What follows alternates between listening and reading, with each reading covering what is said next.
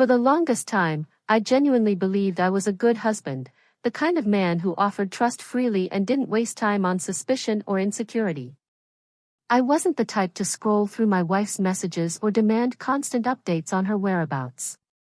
I saw trust as the foundation of love, and to me, that was enough. Vanessa, my wife, wasn't a bad person by any means.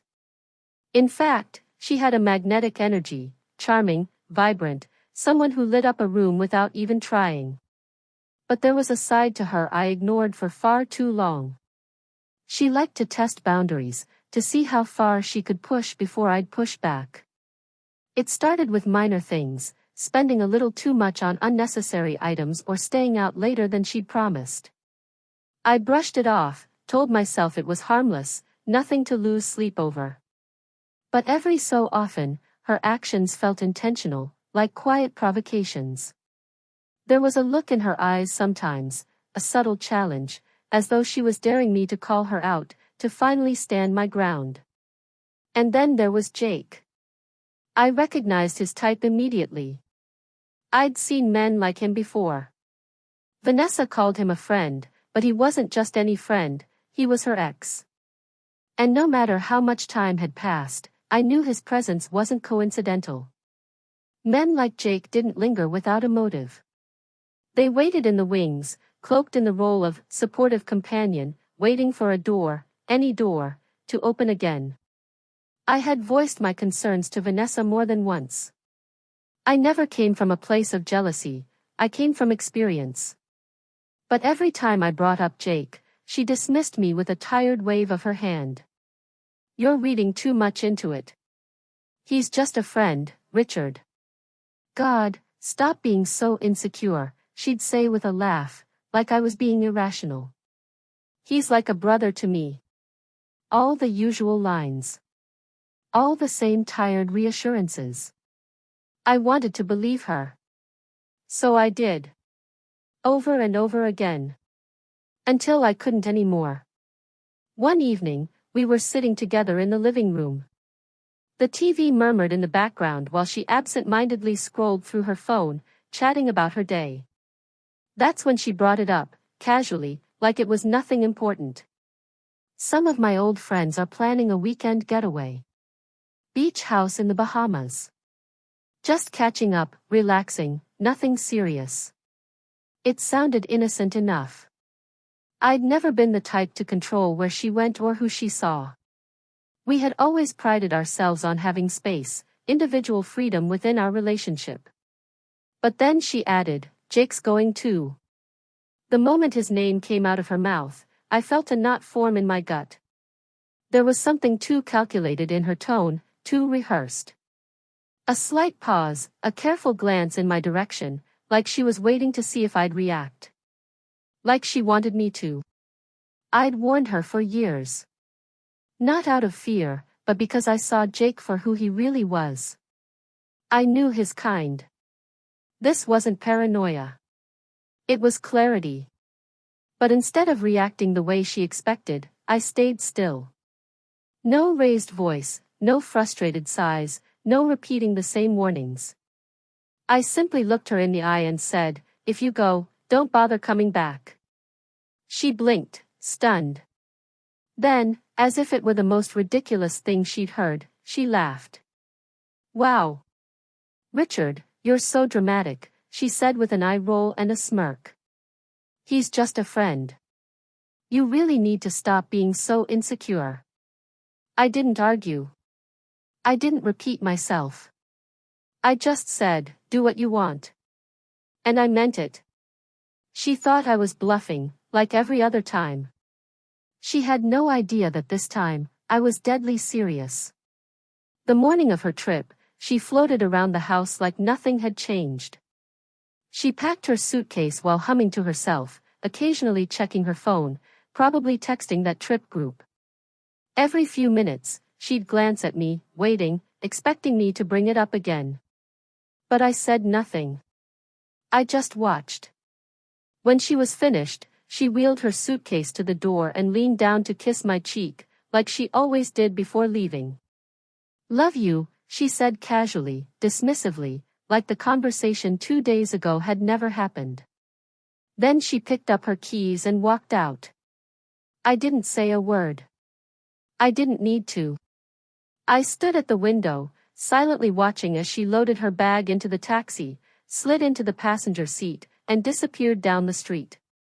The moment she was gone, I picked up my phone. It was time to put everything into motion.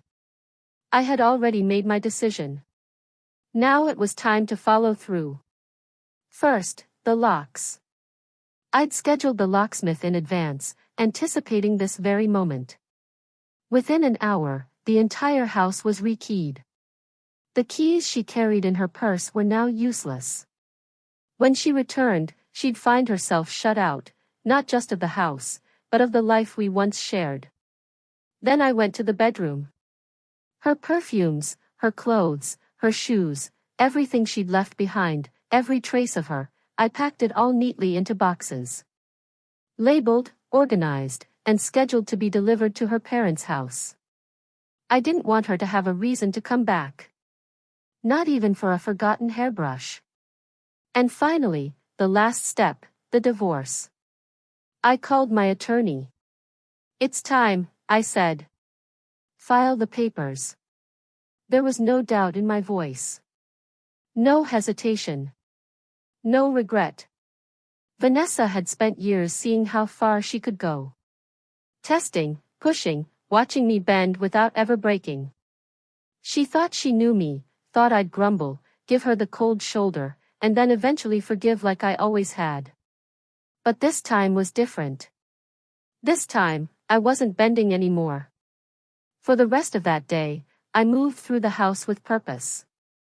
The home we'd once shared felt unfamiliar, quieter, yes, but strangely peaceful. The years of swallowing doubt, of ignoring the instincts that screamed at me to wake up, they were behind me now. And by the time I lay down that night, alone in the bed we once shared, I felt something I hadn't felt in a very long time. Relief. It had been ages since I felt anything close to peace, a true, quiet calm.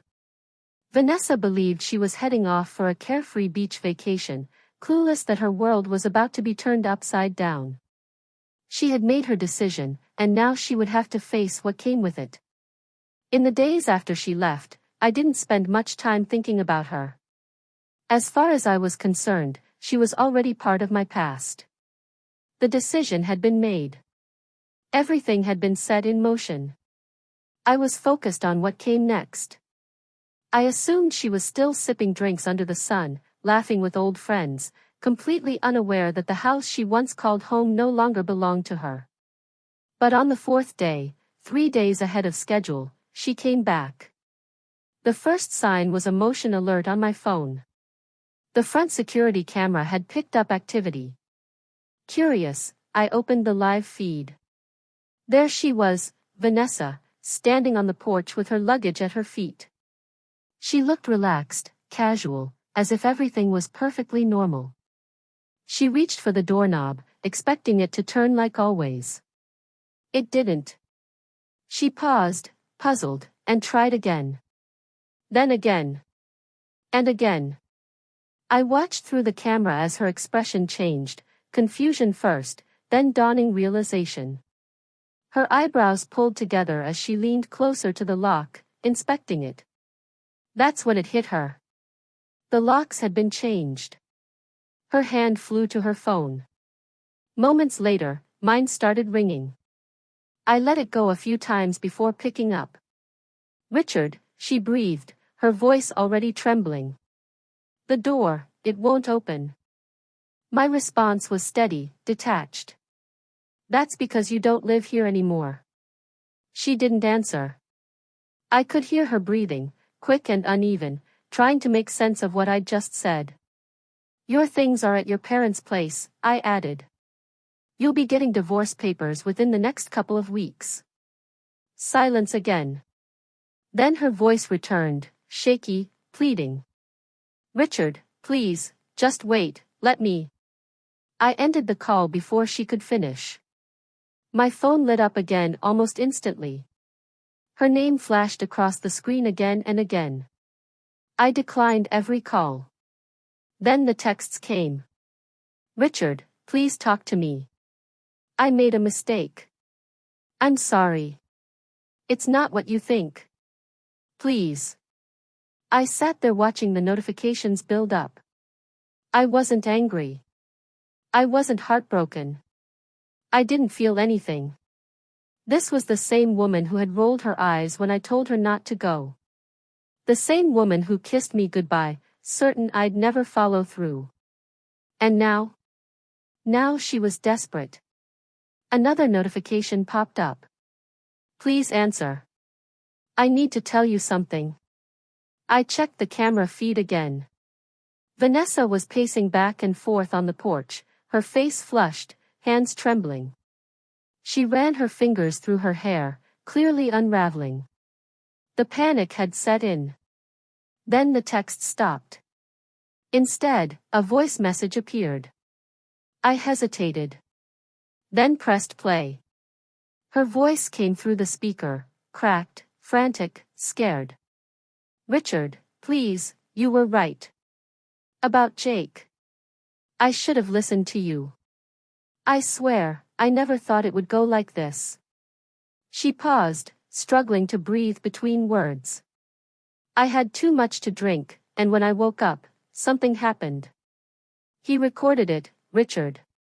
He's blackmailing me. Her voice broke, trembling through the phone.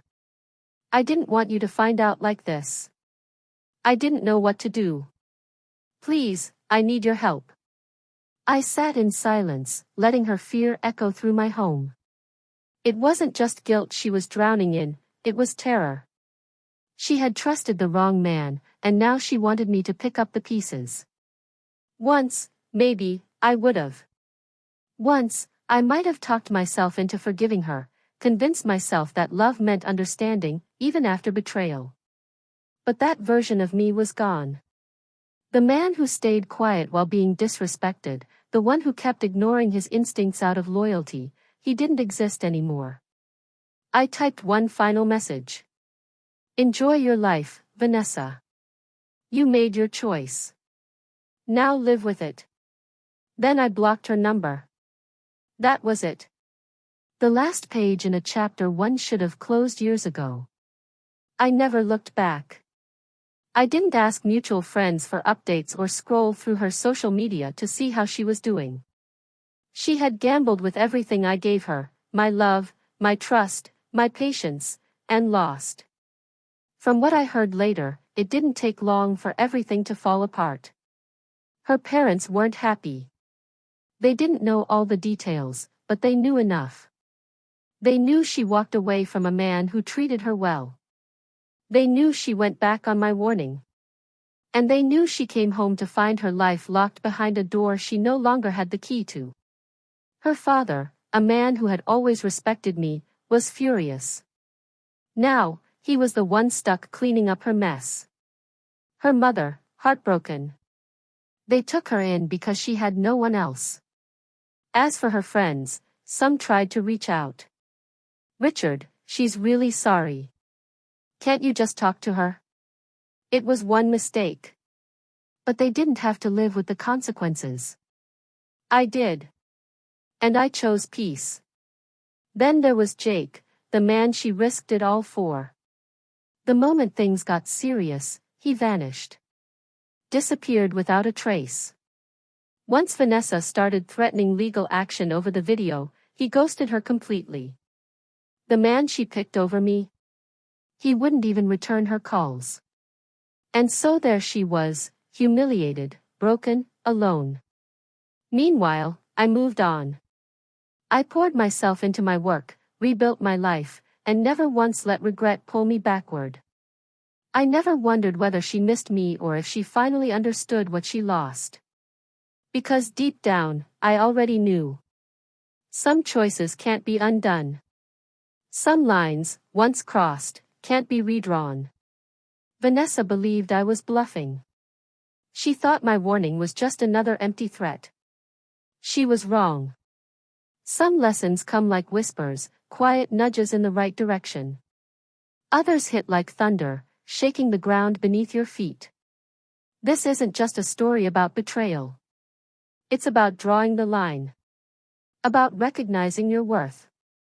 About knowing when to stop giving chances to someone who doesn't respect you enough to stop pushing boundaries. Richard spent years believing that trust meant turning a blind eye. That love required endless patience, even when it hurt. But real love, real respect, isn't one-sided. It doesn't thrive on manipulation. It doesn't survive dishonesty. Vanessa thought the rules were flexible, that limits could always be bent, until they weren't. And sometimes, the strongest thing you can do, is walk away. Have you ever had to set a boundary someone refused to respect? Did you reach your breaking point? Share your experience in the comments, we'd love to hear your story. If you found this story powerful, don't forget to subscribe, hit the like button, and tap the bell icon to stay updated with more real-life tales of strength, self-worth, and hard choices.